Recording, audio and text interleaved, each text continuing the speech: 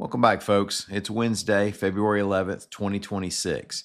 Born on this date in 1947, former Alabama Supreme Court Chief Justice Roy Moore of Gadsden.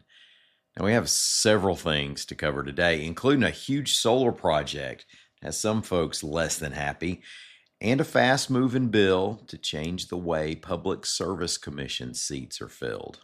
My name's Ike Morgan, and we're down in Alabama.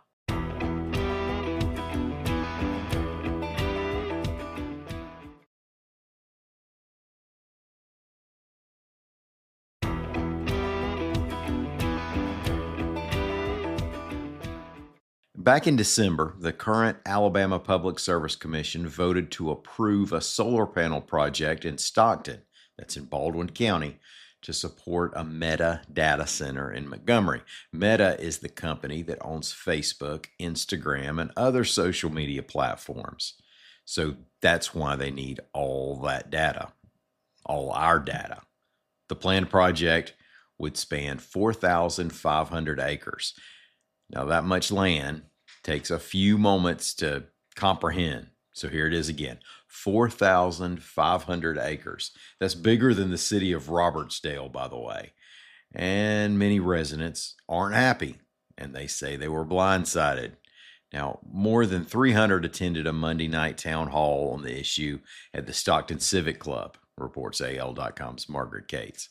Many expressed frustration, and there were concerns over two legislative measures that have been introduced on Goat Hill.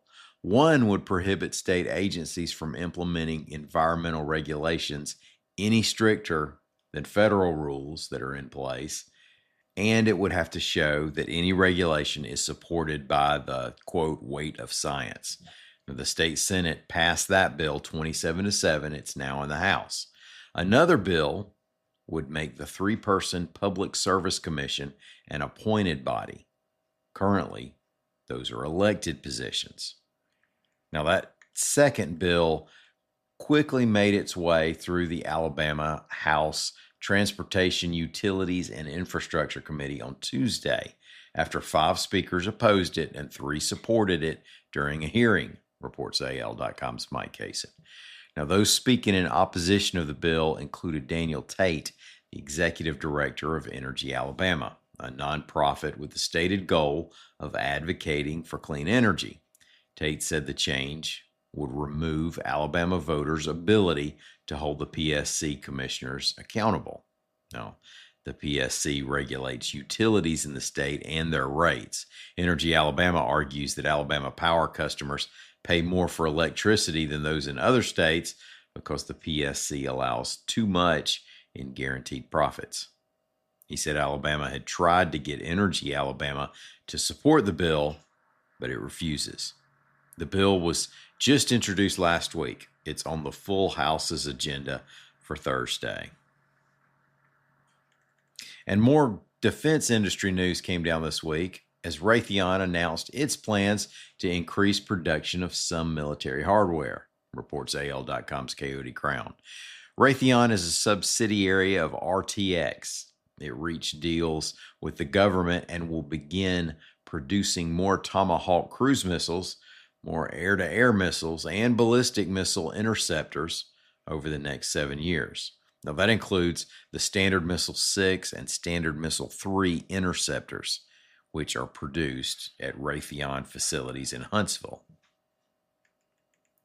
And with money pouring into the Rocket City, folks have to go spend it somewhere. Alabama's future first IKEA location now has that familiar blue and yellow facade and IKEA lettering, reports AL.com's Megan Plotka. Now, there isn't an opening date yet, but you can just feel the excitement over easily assembled boxed home furnishings and Swedish meatballs. The Huntsville location will be located at the University Place Shopping Center in a 46,000 square foot building. Now, that's actually pretty small by IKEA standards, but it is an acre's worth of shopping. And if you can't get your shopping done in an acre, should you really have access to a credit card? The Alabama Board of Pardons and Paroles approved a pardon for former Mobile County Commissioner Stephen Nodine, reports AL.com's John Sharp. Now, the pardon clears Nodine's state conviction on a felony perjury charge. Nodine pleaded guilty to that charge and misdemeanor harassment in 2012 as part of a deal in which the state dropped a murder charge against him related to an encounter between he and girlfriend Angel Downs prior to her death. A jury in 2010 had deadlocked on murder and stalking charges in that case. Evidence pointed toward her death being a suicide. Nodine spent 2 years behind bars. He had tried to clear his name so that he could run for mayor last year, but withdrew from the race in June. He said he's also requested clemency from President Trump over a federal felony conviction for being an unlawful drug user in possession of a firearm. And Alabama's congressional delegation adopted a resolution that declares Mobile as the birthplace of Mardi Gras in the U.S., reports AL.com's John Sharp. Now, many of you know the history here. The first known organized Mardi Gras celebration in the future U.S.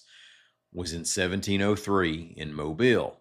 That was well before there was a U.S. Look, New Orleans might have, along the way, here and there, some cultural impact on American Carnival as well.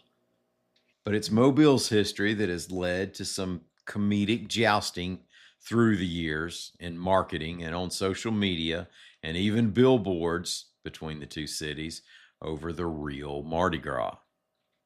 The resolution was bipartisan. Congressman Shomari Figures, a Mobile Democrat, said the resolution was just pointing out that it all started in 1703. Quote, "Since then, it has blossomed into one of the greatest and most well-known cultural celebrations in America. I'm proud to write this historical fact into the congressional record. New Orleans, you're welcome." And thank y'all so much for listening to us. We're going to be back in the morning. Until then, come by and see us anytime you can on the internet at al.com.